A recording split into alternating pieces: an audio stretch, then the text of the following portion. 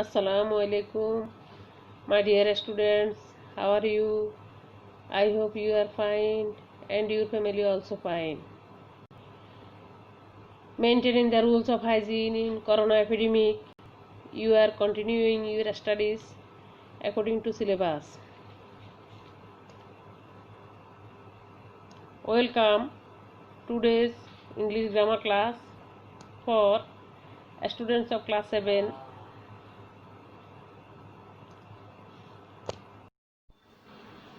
Okay, now we will discuss grammar topics on preposition. Okay, first of all, we will discuss what is preposition. Now you see the sentence, Mr. Mickey is behind the car.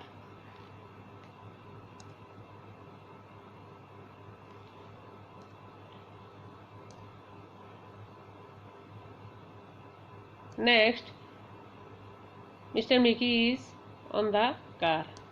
এখানে প্রথম সেন্টেন্সে মিকির অবস্থান ছিল গাড়ির পেছনে, এজন্য আমরা behind ওয়ার্ডটির ব্যবহার করেছি নাউনের পূর্বে দি কার।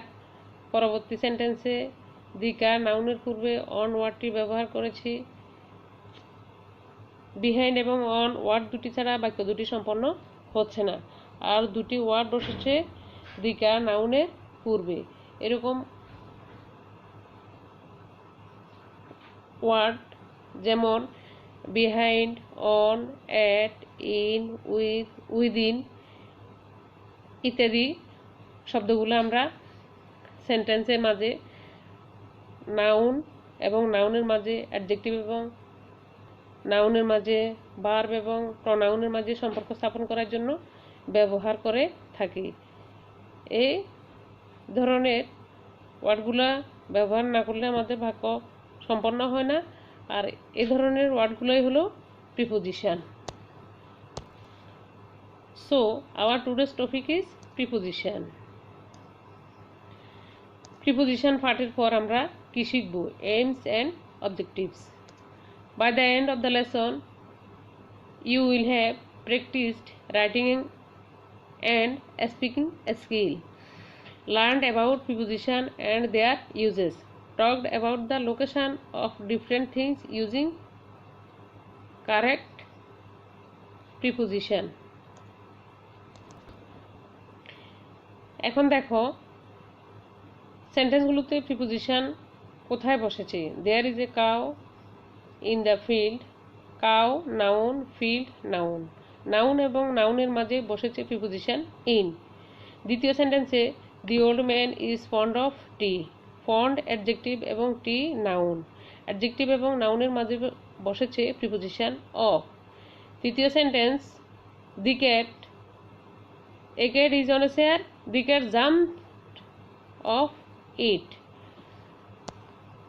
তৃতীয় sentence jumped verb, it pronoun. Verb এবং প্রনাউনের মাঝে বসেছে প্রিপোজিশন অফ। অতএব দেখা যাচ্ছে প্রিপোজিশন ব্যবহার হয় নাউন এবং নাউনের মাঝে বসে, প্রিপোজিশন বসে অ্যাডজেক্টিভ এবং নাউনের মাঝে, ভার্ব এবং প্রনাউনের মাঝে বসে নাউন এবং নাউনের সাথে, অ্যাডজেক্টিভ এবং নাউনের সাথে, ভার্ব এবং প্রনাউনের সাথে সম্পর্ক স্থাপন করে। So, what is preposition? Pre means before and position means place. Preposition means that which is placed before what? Before noun or pronoun. So, preposition is a word that is placed before a noun or pronoun to show its relation with other words in the sentence. তাহলে তোমরা বুঝতে পারছো যে word কোনো noun প্রনাউনের পূর্বে বসে, যে word কোনো নাউন বা প্রনাউনে পূর্বে বসে সেন্টেন্সের অন্তর্গত অন্য ওয়ার্ডের সাথে সম্পর্ক স্থাপন করে তাকে প্রিপোজিশন বলে। এখানে দি sun is above the car. দ্বিতীয় সেন্টেন্সে দি cat jumped over the chair. প্রথম সেন্টেন্সে অ্যাবভ অর্থ উপরে, দ্বিতীয় সেন্টেন্সে জাম্পড ওভার প্রিপোজিশন বসেছে ওভার অর্থ উপরে। আমরা যখন ধরাছোঁয়ার বাইরে বোঝানোর জন্য প্রিপোজিশন ব্যবহার করব তখন অ্যাবভ ব্যবহার করব।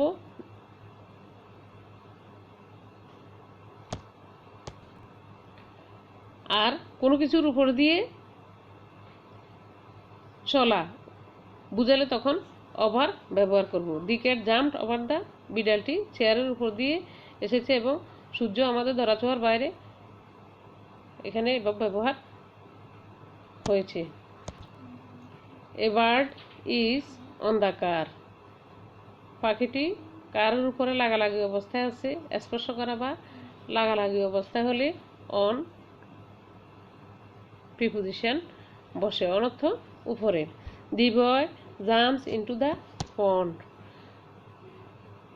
বালকটি লাফ দিয়ে পুকুরে লাফ দিয়েছে। বালকটি পুকুরে লাফ দিয়েছে, এখানে গতিশীলতা বুঝাইতে ইনটু বসে।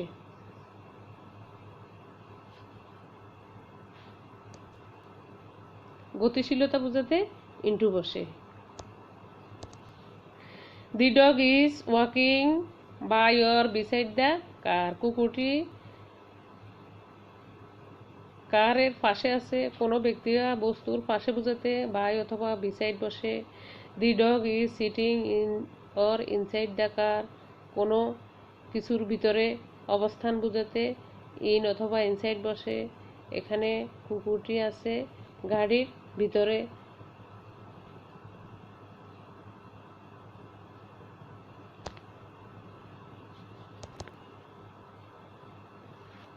তাই ইনসাইড বসেছে। পৃথিবী সূর্যের চারিদিকে ঘুরে।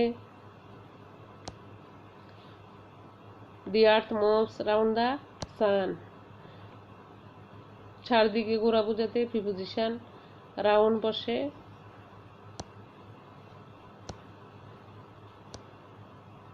দি car is going through the tunnel, tunnel অর্থ সুড়ঙ্গ পথ, সুড়ঙ্গ পথের মধ্য দিয়ে কারটি চলছে।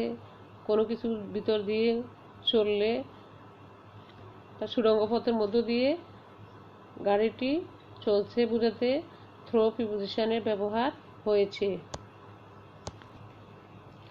Mina is sitting between her mother and grandmother, দুইয়ের মধ্যে ভাগ করা বোঝালে বিটুইন বসে। Between two more individual persons or things, দুই ব্যক্তি বা বস্তুর মধ্যে ভাগ করা বুঝাইলে বিটুইন বসে। The man is distributing relief among the flood affected people, লোকটি বন্যা কবলিত লোকদের মাঝে রিলিফ বিতরণ করছে। দুইয়ের অধিকের মধ্যে ভাগ করা বুঝাইতে অ্যামং ব্যবহার হয়। The cat is standing behind the car, বিড়ালটি এখন কারের পেছনে আছে, পেছনে বুঝাইতে বিহাইন্ডের ব্যবহার হয়। The cat is sitting under the chair, বিড়ালটি এখন চেয়ারের নিচে, কোনো কিছুর নিচে, কোনো কিছুর নিচে, কোনো কিছু দিয়ে ঢাকা কিন্তু তল চুয়ে আছে, এরূপ হলে আমরা আন্ডার প্রিপোজিশন ব্যবহার করব। আন্ডারের ব্যবহার হয়েছে।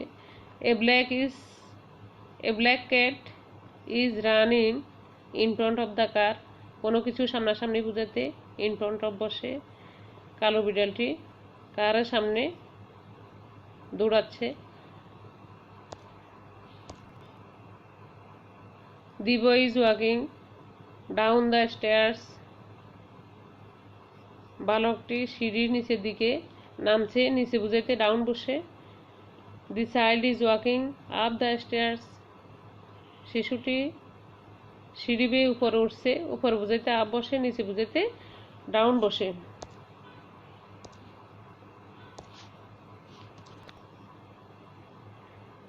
ইভ্যালুয়েশন, এখন বিড়ালটির অবস্থান। The cat is on the car. Now the cat is in front of the car. Now the cat is beside the car. Now the cat is inside the car. Now the cat is jumped over the car. Now the cat is above the car.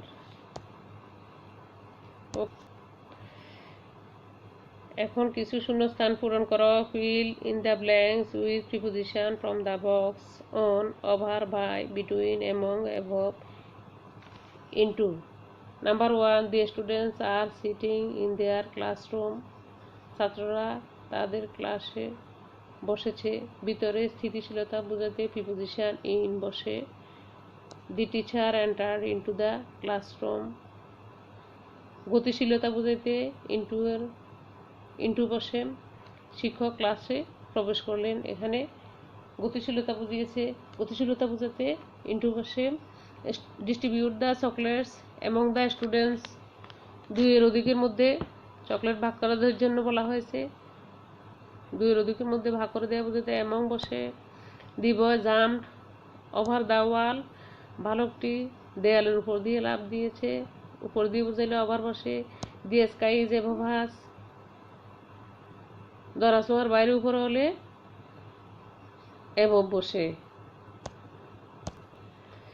এখন বাড়ির কাজের জন্য নিচের প্রিপোজিশনগুলো লিখে নাও। Homework, write 10 sentences using the following prepositions: on, over, above, in, into, between, among, behind, in front of, down. আজকে এখানে শেষ। সবাই ভালো থেকো, নিরাপদে থেকো। Thank you to all.